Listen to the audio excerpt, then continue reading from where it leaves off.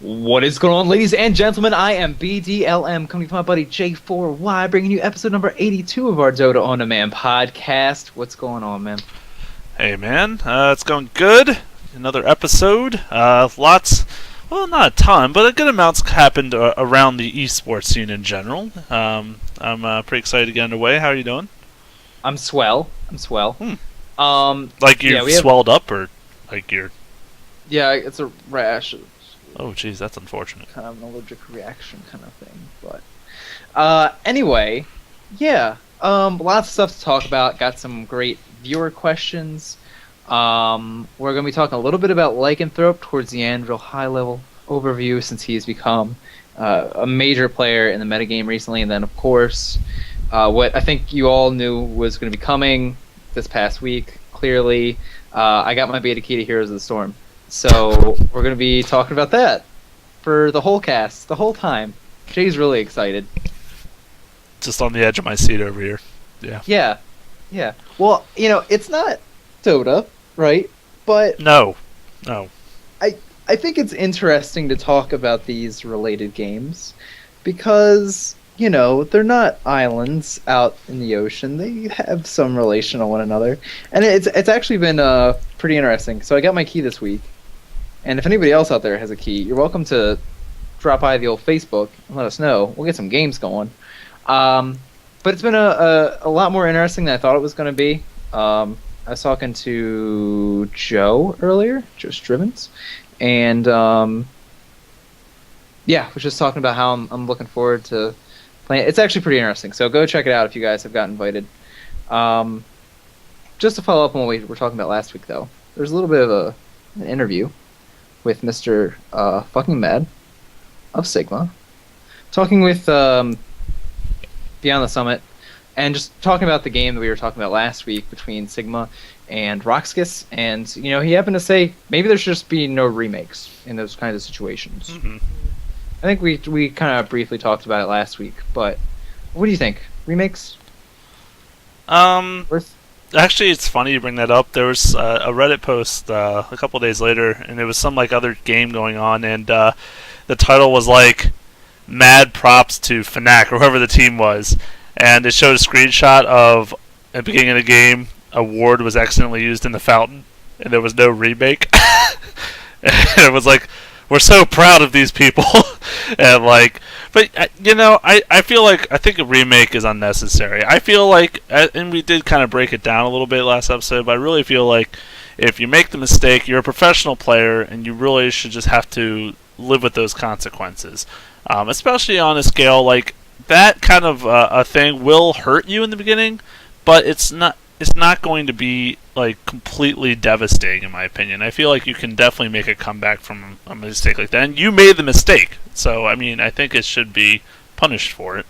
I kind of I understand, because I feel before this, the precedent has pretty much been you remake, right? And the only reason that this was an issue was because of the whole Roshan thing, right? So I kind of really do like the idea. There were tournaments in Dota 1, and the majority of them would hold these rules where only 2 sides of eyes per team, only 2 necro books per team, that weren't built into the game that you actually had this, but that tournaments would just kind of go by because they thought that massing necro books or massing scythes was destructive to the gameplay and the watch value and play value.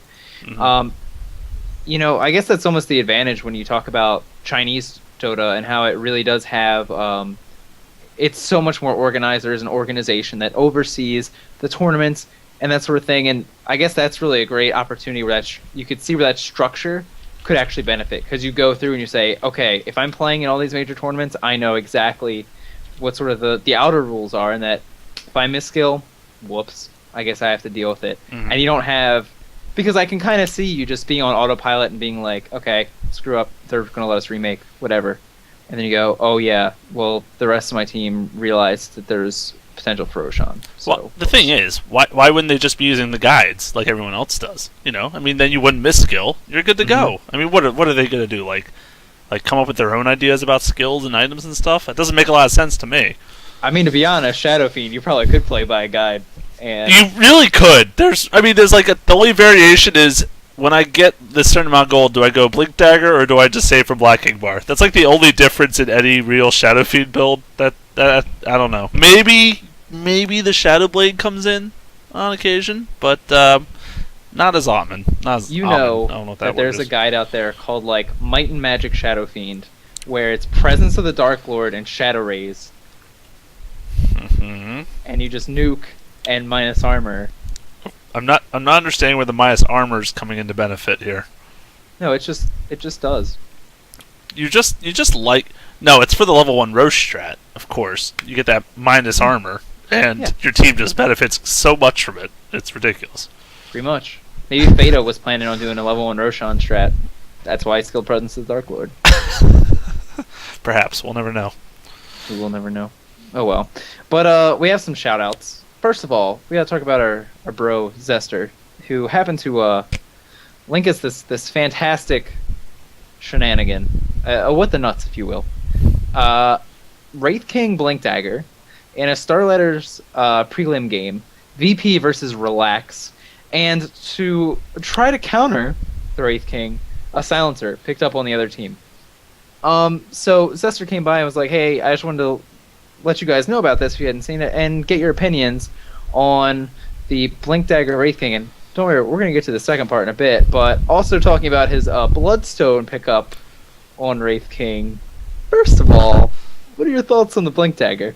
Well, the Blink Dagger isn't actually a big stretch for me. I mean, first of all, now that we drove that into the ground about the mana cost, but now that's free, he doesn't have to worry as much about the mana cost of it using it, so he can still have enough for his ulti and maybe a Wraithfire Blast here and there.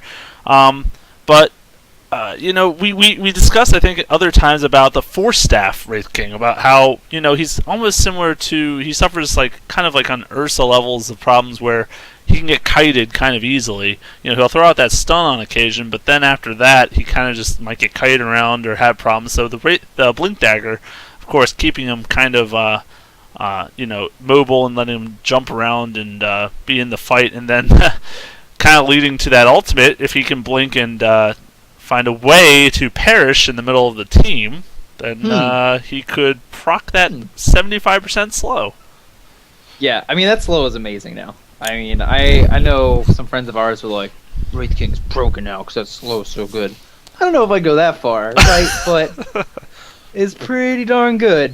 And I think it's interesting, too, when you look at the build that the Wraith King wound up going. It was the Blink Dagger, Blade Mail, Mjolnir, Midas, not in this order, obviously, and Power Treads. So really, like, not even caring about the crit, not building really any straight-up damage, going for a lot of attack speed.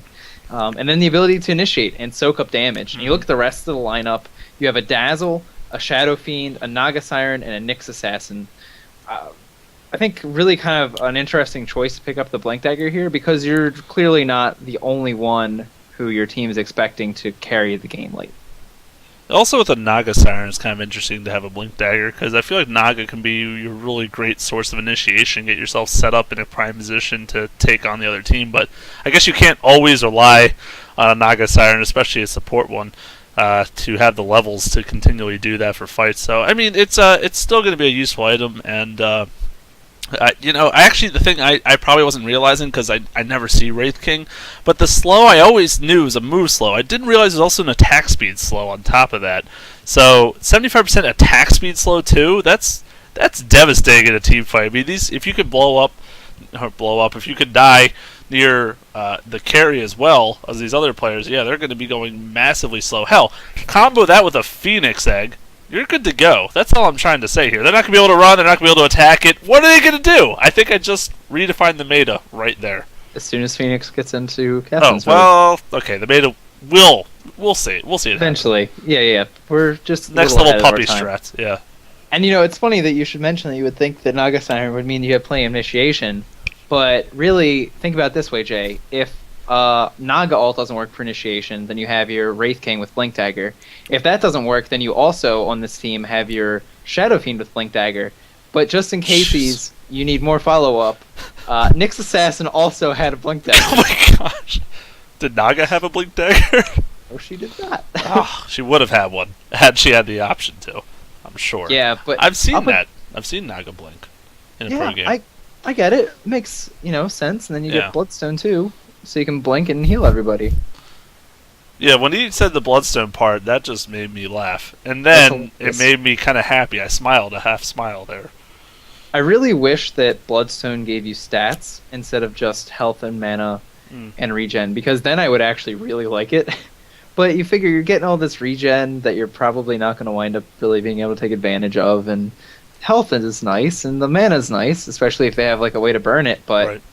you're not getting any damage out of it, you're not getting any armor. Yeah, and the mana regen from the charges is obviously negligible. And if you're, a late game Wraith King, you're probably not dying twice in a fight unless like your team's losing badly. So, the death timer cooldown is not helping you much either, because your hero generally lives more than most heroes, I would say. So, I don't know.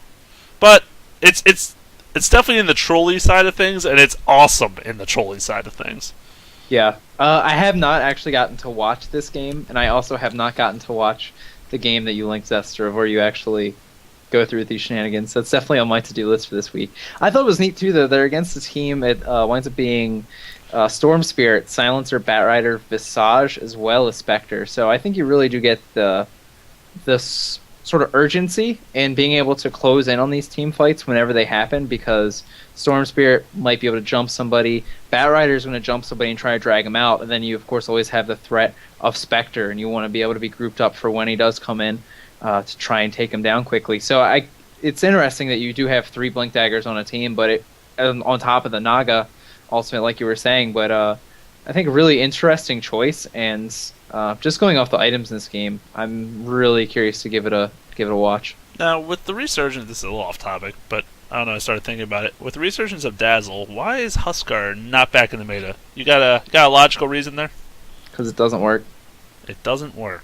I feel like that gimmick was attempted. We talked about it when it was done for a couple of the games, but yeah, I'm actually, you know what? I'll amuse you, Jay. Let's go. You talk about things, and I'll actually figure out how many times Huskar has been played. Well, the logic there clearly is, and it could be a Blink Dagger Huskar if you choose to. Okay, I'm gonna cut you off right there because 2 and 8. That's why. Oh. That is why. Was there Dazzle on his team, though? Because if there's no Dazzle, I don't like it. I'm telling you that right now. I'm gonna say that there is more than likely Dazzle's involved in the majority of these games. Probably. Yeah, Likely. I mean, I guess against some of the especially popular heroes these days, he's not really very effective. Like a slow on Lycan, that's not going to accomplish anything, and then I don't know. I suppose Everything. it is a little too I'd say gimmicky. everything. That can be countered if Dazzle's silenced or CC'd or anything at all. Then Huskar just kind of dies. But I don't know. Didn't they buff Inner Vitality recently? I feel like support Husker. yeah, Inner Vitality, cast range 100 increased, and the bonus heal blow 40% was increased. I mean, and Burning Spear duration increased from 7 to 8. I mean, one more second on Burning Spear. If you want more reasons, I couldn't give you them. That's it. That's Yeah. all I have. So, well, okay, maybe that was a little too outlandish there, but It's okay. It's okay. One day Husker will be like fun and good, and people and won't balanced and not like annoying. No, Yep. he'll always be annoying. That's just his kit, I What suppose. can you do? What can you do? The other shout out has to be to Ocean, because that is probably a lot closer to how you pronounce his name than I did originally. It's Welsh apparently, and it's okay. I'll give you permission to You can call me Badlam if you like. Badlam. Badlam. Although I feel like next week he's going to tell me that's actually Irish and it's like O'Shane. But Luck of the O'Shane. he's actually going to get us into the biggest part of our episode this week, Mhm. asking about what he thinks the impact of free-to-play, the Dota 2 documentary that came out this past week, how that will impact the legitimacy of Dota 2, in general, I guess as an esport as well as just for your average Joe. And I mean, what did you think about the documentary, and what is your answer to this question? Oh my god. It was. I think it should be renamed to Free to Feel. because Oh, I felt all of the emotions flooding through me. I'm going to show that to my fiance, that documentary, and I think the reason I can do that is I think it was like so well made and so appealing to just really a broad audience. It's not made for Dota players. It's not made for gamers. You know, obviously we can appreciate some aspects more than other people can, but in that same regard, I feel like it's just more about the players and their backstories, about their lives, their hardships, and what they've been through and how they got to where they are. And it was just so well made, and obviously it's taken a long time for them to put it all together, but, you know, they've done such a fantastic job, and like you said, it's free. The documentary is free itself, so you know anyone can access it. All I guess all you have to do is get Steam, but still, it's it's on really? YouTube as well. Oh, It had over 1 million views wow. on YouTube. And actually, in its opening weekend, had 5.5 million views, making it one of the best debuts for any documentary ever. And I think what's most interesting about that number too is if you've ever been to the Dota 2 website, it'll show you how many unique players have logged in to play this month. And that number is 7.2 million. Which I think says a lot, because even though that's not like everybody who's playing Dota is watching this, you can say that the majority of the people, like the majority of the gaming audience was sort of represented in this number of total viewers. And obviously, not everyone who watched this is someone who plays Dota. Right. So I feel like that's just like a massive number of people to get involved in this. And I think a lot of this was really directed at people who don't necessarily know anything about Dota. I mean, they tapped an ESPN writer, John Robinson, Jeremy Lin, the basketball player. Even really, when you think about it, the name of it, free to play. Everybody who plays obviously knows that it's free, but anybody who doesn't, that's the first thing that hits them. Oh, I can just sort of try this out and see what it's like. So I originally was going to say, I don't know, I feel like most people that would watch it are going to wind up being people that play Dota, but clearly 5.5 million people, you're bringing new people into the fold, and that's awesome. It is, and like you said, another great thing. Like you said, they brought in other people, but they also even like explained the basics of the game. You know, like they showed the essentials, like you had to kill the ancient in order to win, and they kind of went in a basic overview, and it just, I don't know, it had a great flow to it. It kind of switched between the stories, the three stories of Fear, HY, and Dendi, and really kind of weaved it so well together. I don't know who actually like was the director or whatever on this, but they did just a phenomenal job. And yeah, I've probably watched actually a good handful of documentaries in my life, not about Dota, of course, but this one definitely, I think, just was so captivating and really was really great and heartwarming at the end of the day. You know, like you kind of felt their story, you felt their sadness, but then you also felt their highs as well as the lows, and it was really well done. Yeah, two things. This documentary proved to me that all you need to make something hugely successful is determination or a lot of money. Because, I mean, I guess from a business perspective, money is really your way to show your belief in a product. And that was one of the things that they pointed out during this documentary, is that $1.6 million for prize pool, when your second highest esports was then 510,000.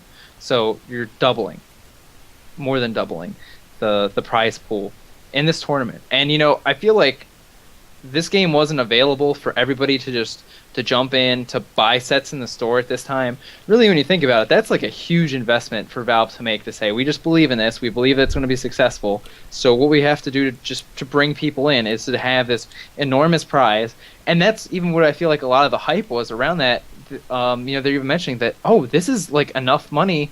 I believe Malk said it, this is like enough that you can almost make playing Dota 2 justifiable. You can almost make it your living. And I think that's really a big part of the impact of Dota 2 in general, not necessarily this documentary, but just being able to make esports that much more viable and bringing it up so much. Yeah, besides a place like Korea, make it actually in the world, like you're saying, make it a reasonable thing.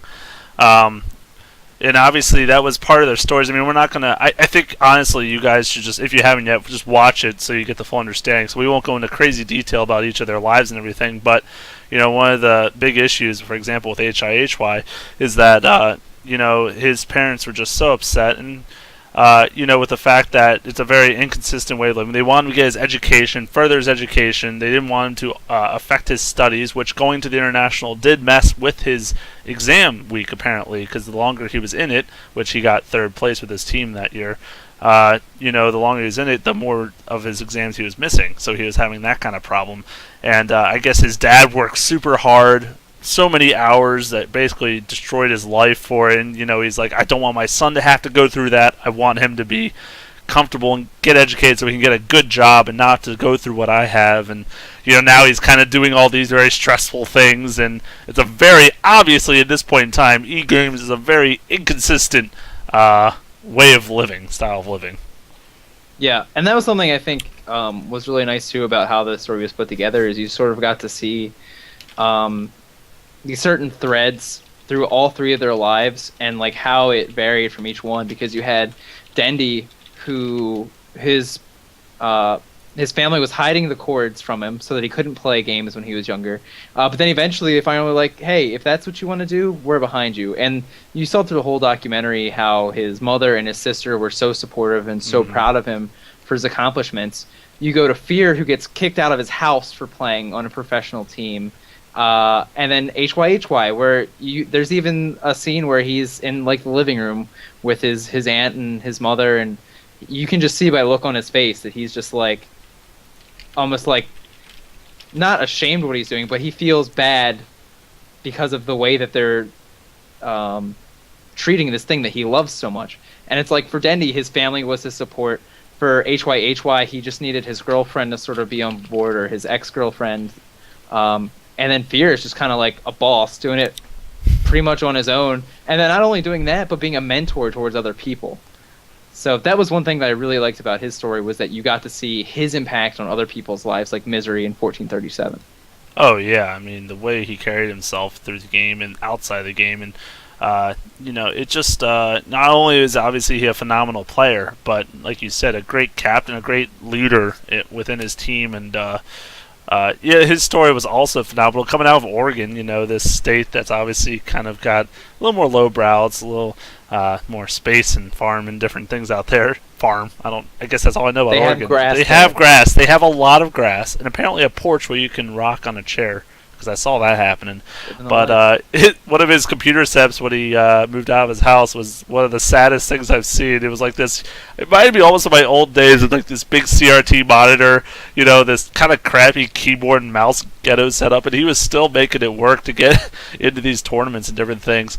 So it was really impressive, to say the least. But I don't know. I fell in love with all three of the guys. I thought they had awesome backstories. And I've obviously already been a big fan of Dendy, probably through all the hype and stuff that he's just gotten over from the community. But I think all three of them, HYHY, yeah, I didn't even know nearly so much about him, obviously, and that was really interesting to see. And that was a heartbreaking story on his end. Oh my gosh, we don't need to go into that, but he was a very sad boy for a while, to say the least. Yeah, and the money part from Valve. But really, I mean, all three of these guys, just the raw determination. Again, you're lacking approval, and then I felt like that was the major thing. Like, each one of these players is almost like, yeah, we want the money because that'll make it seem legitimate. Like, the money wasn't the determining factor. It was the fact that that amount of money would make what they were doing seem worthwhile. Mm-hmm. So it really wasn't about, I want, the $100,000 I'm going to wind up having after taxes and splitting it between everybody to just like buy a car or to, like, do something crazy. There's like, I just want to be respected by the people around me who don't necessarily understand what's going on. And that was one of the quotes that I really liked out of this by Tammy Tang, one of the managers, was that our kids are going to be the ones that like really get to benefit from this explosion in esports, because we're going to have been there and understood that these things that might pop up that don't necessarily make sense to you, that people can be so devoted to them that they can fashion their lives around them, that they can be so passionate about it that they're willing to let other things burn so that they can go follow their dreams and their passions. And I think that's like absolutely a true statement. Yeah, we're at the foundation level right now. I probably said this a handful of times already that this is only just the beginning of esports. You know, everything seems to be going bigger, bigger. Eventually, there's going to be more corporate sponsors. There's not a lot right now. I mean, there's obviously the gaming ones, but we're going to expand to like Target and Walmart. God knows, it's almost going to be like you're going to see players that look like race car drivers with just like a million logos all over their freaking hoodies. You know, it's like it may come down to that, and but that day comes, that's when the money and the popularity will also come, and that's when media. You know, there's not a ton of media exposure right now at all. You know, you don't have those public outlets yet that are like news channels and different. There's not a television channel, which DoD On Demand's coming up, but we're working on it. It's in the works, but but until that day comes, unfortunately, we don't have that kind of accessibility yet. So it's really just down to Twitch.tv and YouTube, and that's all we really got for now. It's kind of almost sad, but like I said, since the beginning, we know down the road, we're going to have a lot more. It's going to be just so interesting to see how that develops.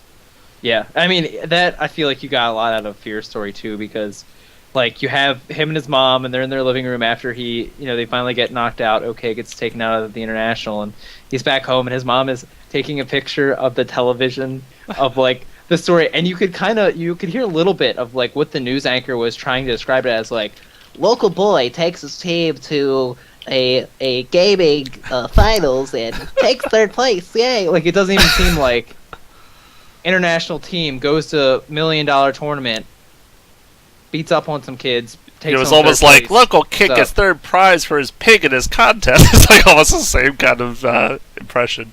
Yeah, and when really part of what Fear was even talking about in his segment too was like, we're a truly international team.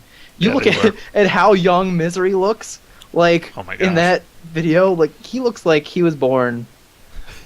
This was like his 10th birthday. He was at the international. Like, he looks super young. And like, just what they were able to do for being a Western team, completely different areas of the world that they came from, to be able to come together and do so well in the tournament, I mean, that's pretty crazy. Yeah, they obviously did a phenomenal job.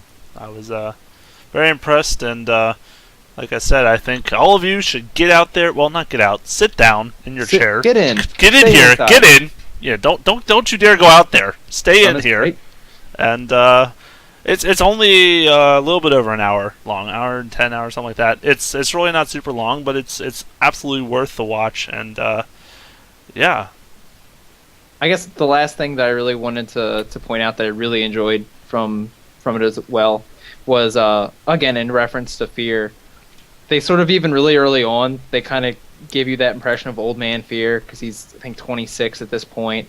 They have the Na'Vi manager, I believe, who's like, yep, that's pretty much it. He's going to be done soon. He's just not going to be able to react fast enough and play up to par with all these young kids.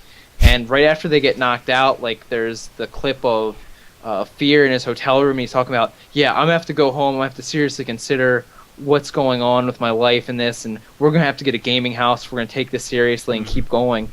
And then there's just an interview with him, and he looks like he's very placid, very calm. And he goes, deep down, and you're like, oh, he's going to have to say he's going to have to get like a real job or something, or he's going to have to stop. But he just goes, deep down, I know it's going to work out, and that this is what I'm supposed to do. And it's like, for all of the crap that you have to put up with for not being recognized, for just not only for how well you're playing the game, but like I said, being a mentor to all these other kids from around the world, all these other esports superstars, I felt really touching, and was a great thing to take away from it. That just devotion. That's just the American way. We're just all good attitude. All of us. Every single one, probably. Can I just have a second here to brag? No? I'm going to do that. Okay. I'm going to brag about last week's outcome. Okay. And how that final day was not enough for you to muster a comeback there, sir. I didn't even look at the points. Wow. Harsh. I was so sure of my victory. Is that right? By being behind by 15, that you were sure you were going to mount that comeback. It's okay. Here's the best part, is that it's going to be even worse this week. I have already sent out the congratulations, because just now really realized how you're supposed to try and set up your team in advance without seeing the schedule. I'm like Googling for it everywhere, and then it just says player scheduled on this day. Well, it looks like this season's not going to be your best season you've had. And of course, Meg is not in this week, and he gets like 15 points. I'm just saying. Can we talk about this? That's what you get for taking him out, man. You got to keep your faith in Mag. That's all I'm going to say. Maybe they fixed him finally. I don't know, but anyways, I just wanted to. That was it. Just my moment of. Oh, that's it. The spotlight had to have the hog it. What the hell did I just say? It's all good. Thanks for the win. I appreciate it. Oh yeah, no problem. Let us know how you guys' leagues are doing, because we obviously have the couple members of the viewership out there playing with us.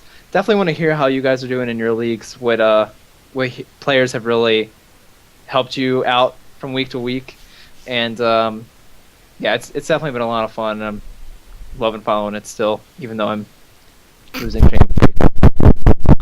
It's okay. You're just making our viewers feel better. That's all. Mm-hmm.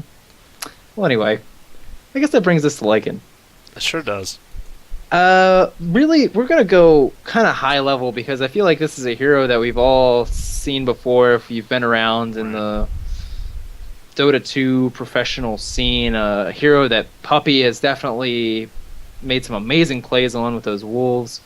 I think we'll all remember the highlight reel from International 2, where it just had some really nice plays on the Lycan. A hero that has some carry potential, but really I feel like makes his name for being able to take Roshan early, for being able to push. And I feel like the big part of the hero that gets highlighted now that he's sort of come back into the fray again is the benefit of Howl, and how much that can really make an impact early on in the game. Mm-hmm. Yeah.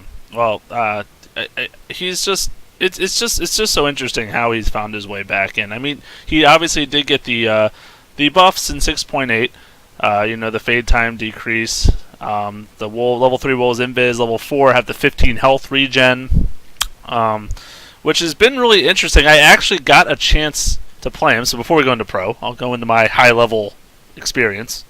And the way he's been built, or changed, I should say, makes him so good. It kind of makes him back to not a jungle threat, obviously, from the beginning like he could have been previously. But I just noticed the health regen significantly, and I have to say it's a really nice addition to his kit all around, as well as the invis fade time. Only 1.7 seconds is a very short time. So again, at level 3, they are able to assist you moving around the map a lot more, and being kind of not only obviously a damage source, but like we've seen other players do with their micro creatures, blocking. And I even had one experience in my game, may I say. I was so proud of myself. I was going to make a clip of it. I was dead, but I used those wolves and blocked the guy's path so my ally could kill him, and I was just so, I don't know, I just felt like I deserved 100 pats on the back for that. I'll have to take a pat or two off the top, because there may have been a long stretch of time where some necro creeps were just chilling. They were chatting. They were having a sip of tea while they were waiting for their orders, while there was like this massive team fight going on, and they're just chilling. Like, well, ready to go in, coach. And you're just like, wait for it. It'll be great. But you got them into the control group eventually. So, well, it was, to be fair, my first time I played Lycan, I think, ever in Dota 2. So, so I didn't have the bindings good to go. Now, if I play him a second time, I am so ready to build that Necro book. It's not even funny. So, I was originally considering not building it, but you would have never let me live that because it's microwing. Here's the thing. How? Here we go. So, like you mentioned, you can't really. It's harder to jungle with him now to be able to do it successfully and make it worthwhile. So we've seen at the professional level and in Jay's fantastical game, the lane Lycan, and I feel like the only thing you really can get out of Lycan in the lane, or where you look at his kit and you say, here's where you help, is in the Howl, which I feel like, again, previously has sort of not been valued as highly, but really, at rank 1, you're getting 20 bonus hero damage globally, 5% damage bonus on controlled creeps for 12 seconds, a really long time, 15 mana cost. This goes up to, by the way, at the last rank, 50 bonus hero damage, 20 bonus unit damage for that same duration of 12 seconds. Still kept really cheap on a 35-second cooldown, so up about 30% of the time if you can spam it out like that. And really, too, been used in combination with the Chilling Touch from Ancient Apparition. Heroes that just shouldn't be doing that kind of damage are just hitting so hard, taking advantage of this early game attack damage increase. Oh boy, does Howl work with Meepo? Oh my gosh, that's disgusting. Meepo, Ancient Apparition, Lycan. I don't even know what to think anymore. This is brutal. Oh gosh, that has to happen. That has to happen somehow, some way. Bonk does play Meepo, and I play a mean Lycan. Apparently, I think we got the dream going here, honestly. I actually have been playing Ancient Apparition lately, so this is perfect. Easy. It's done and done. We'll let you guys know how that goes. And I may or may not make Necrobook in that game, but in any regard. So yeah, we can kind of start tailoring this, though, to the more of the professional scene and less from my kind of experiences.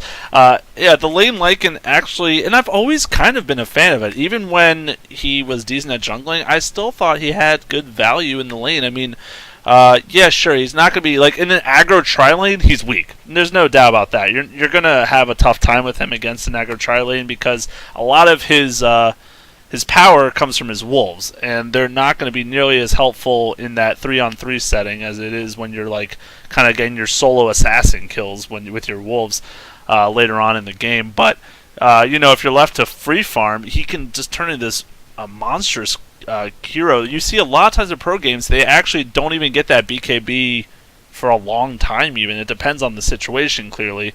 But a lot of times they rush for the Vlads into the Necrobook and just absolutely destroy lanes and have a great way to escape generally with his ultimate if he needs to.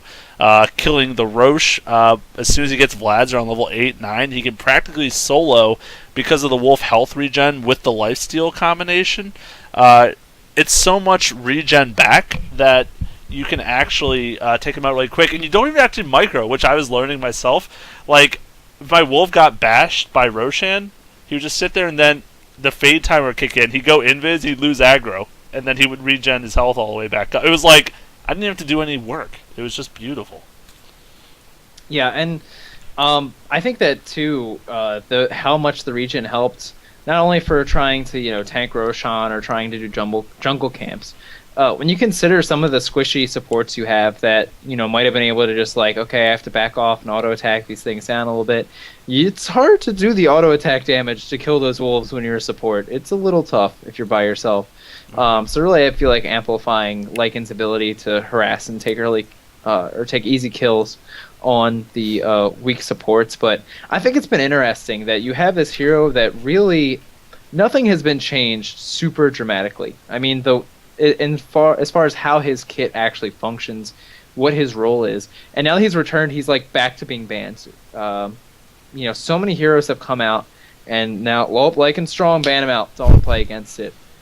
Which I find kind of interesting because I feel like the hero really helps make popular some of the heroes that have even sort of been coming back on their own, like Shadow Shaman, being able to have a lot of crowd control against the Lycan, who's going to be pushing his BKB back, at least 2 items, you would say.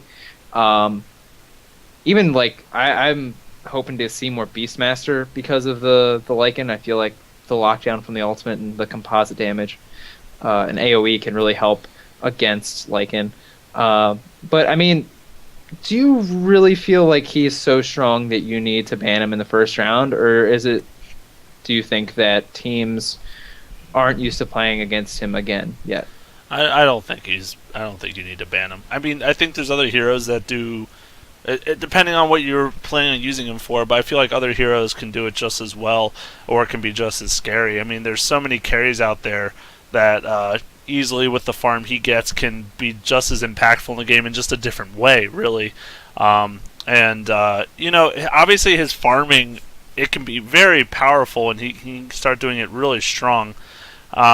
But there's other heroes that can start really snowballing with easier farming abilities. I mean, it's not like he has like an AoE to clear a lane. He still has to auto attack his way and eat through those creatures. Compare that to Battle Fury Anti-Mage or someone else that's going to start really stacking that up late game. So I don't honestly feel that he's going to be a ban-worthy hero. I mean, like you said, yeah, if you really just don't want us to deal with that kind of strategy, sure, the team will get rid of him. But I don't think that he's necessarily that strong that there's no way a team can manage to get around him. Like, for example, I really feel like aggro tri-lane should really set him down in his tracks. Yeah, I mean, that's even the thing when you would see the Ancient Apparition Lycan lanes. Like, you would see where, okay, they're turning on, they see an opportunity to go, they jump in on heroes, and they do a lot of left click and right click, and yeah, it's great and all. But when they're on their back heel, what do? They just don't do anything. There's nothing that they can do to control the tempo of that lane, and they just wind up getting taken out. And that's again where I feel like you almost really kind of need a hero like Shadow Shaman who can provide more than one form of crowd control, or even like Lion. I feel like another great hero to pair with the Lycan.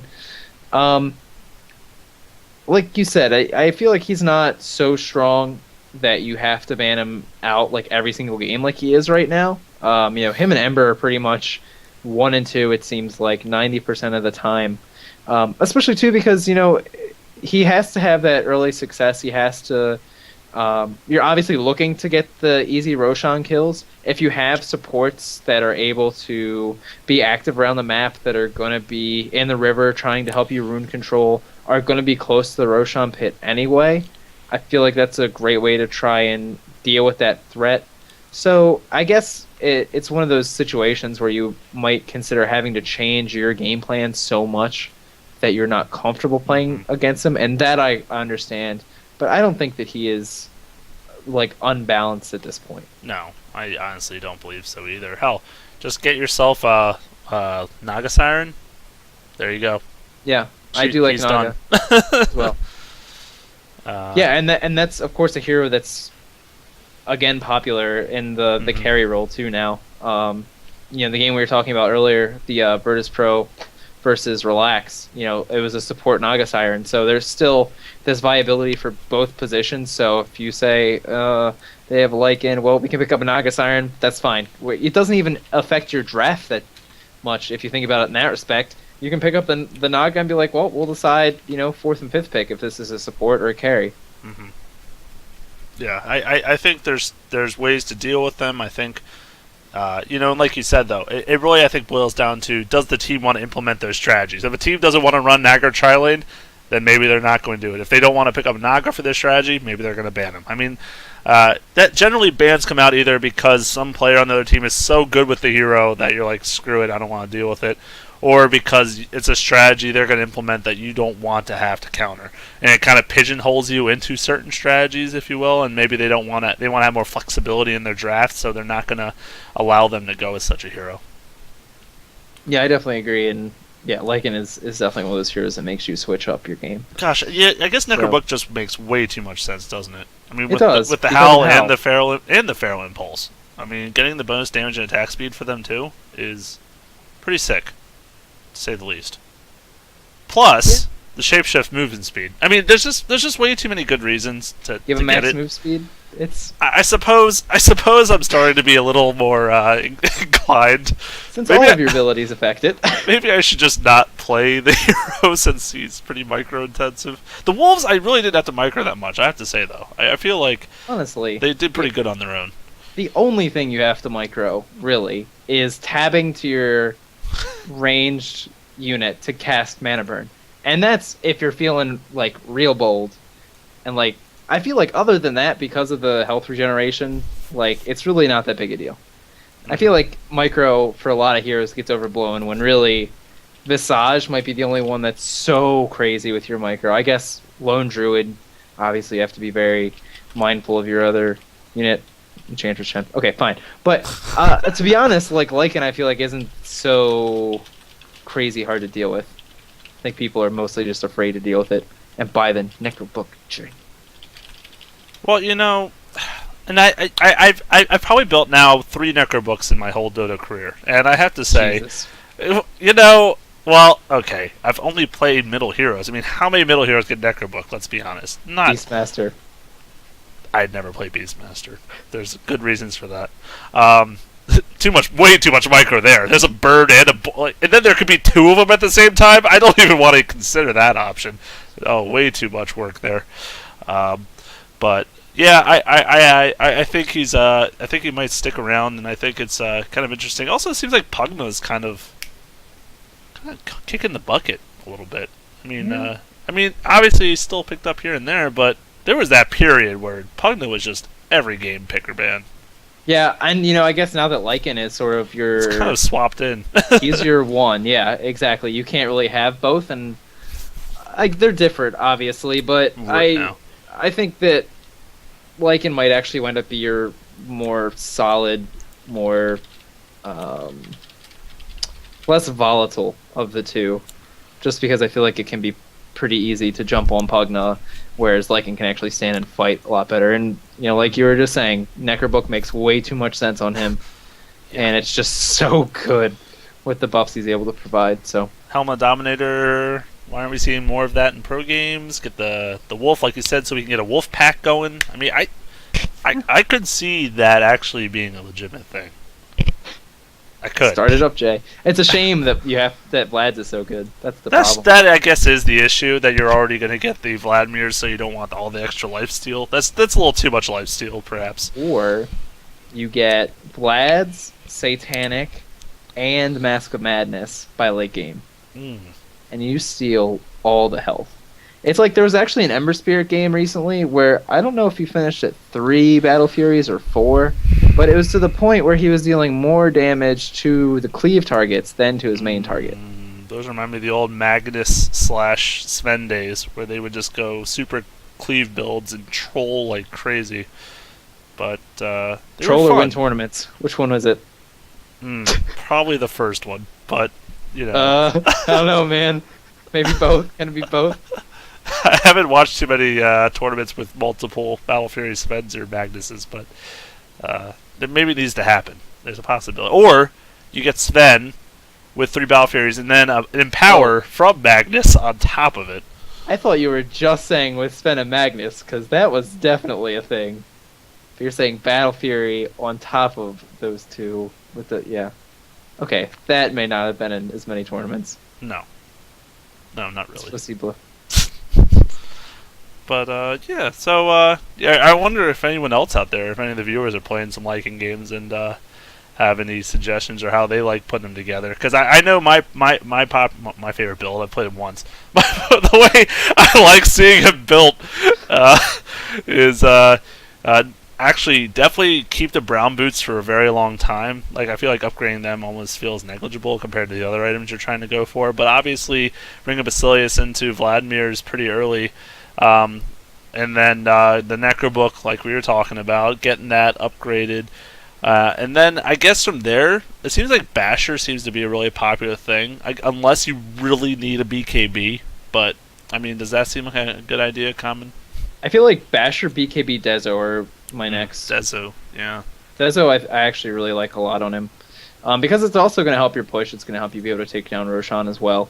And opens up more opportunity for your wolves to do bajillions of damage with their own physical DPS. So that's like, if I was going to build a damage item, that's what I would go for. If you can take your Basher into an Abyssal, that's cool too.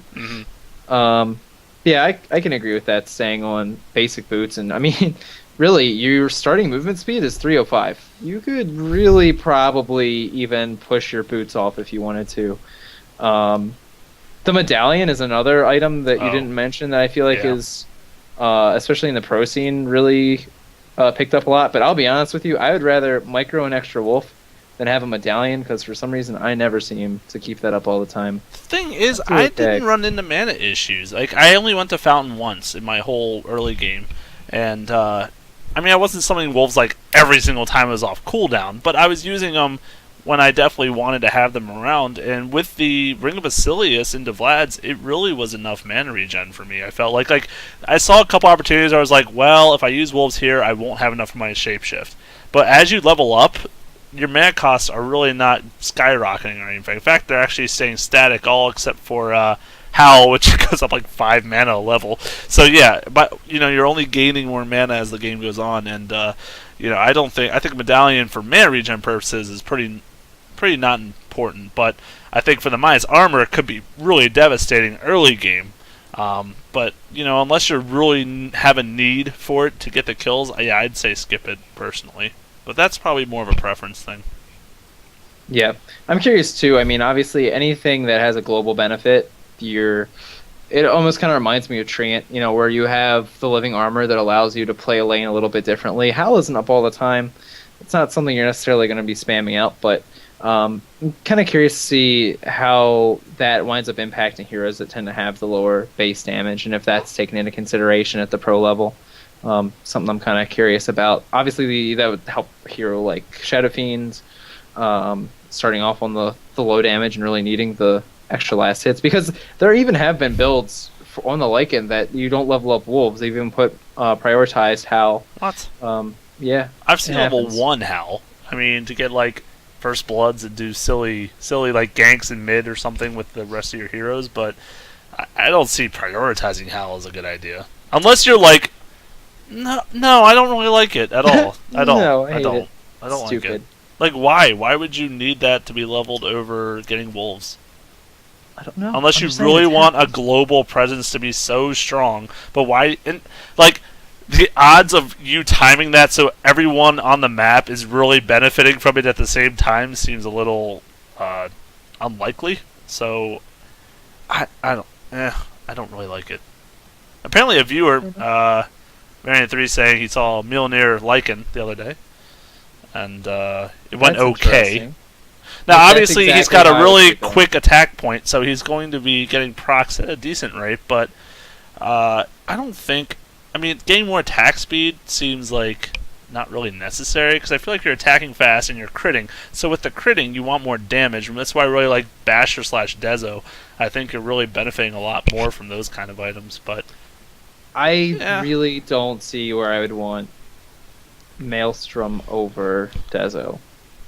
I feel like I would always want Dezo. Well, you mean Mjolnir? Mjolnir. Dezo. Gosh, I can't. That word destroys me. Remember when we used to call it Mjolnir? I still want to. I'm tempted to every time I read it, but I refrain. Mjolnir. Mjolnir. However awfully we could pronounce it, but... Yeah, I don't know. If you have no other physical damage, I even still wonder if I would want it, just because you can still use Dezo to push, but each his own. I suppose so. People are just experimenting. Blink Dagger Lycan, thoughts? New meta. Can Blink the Bear. I don't remember if we shared that. We didn't share it. No, you can. It was Blink confirmed. the Bear. So go out there, kids, and get your bear blink on. Can't say that I've done it yet. Yeah. But I'd also like to point out that actually during the show, Richard Willis sent us a VOD to look at for Dota Theater 3000, which reminds me to send out there to you guys, if you'd like to send us any matches that you'd like to submit for us to have fun with Dota Theater 3000. We're actually... Oh, well, sorry. About the name thing. But... should definitely drop by with the games. We're gonna get a bunch of them together and then start releasing them. So that's something we're still working on the side, and we will get those out. So send them in. Yeah, I think it's about it. I'm fucking embarrassed as hell. I turned a big shade of red.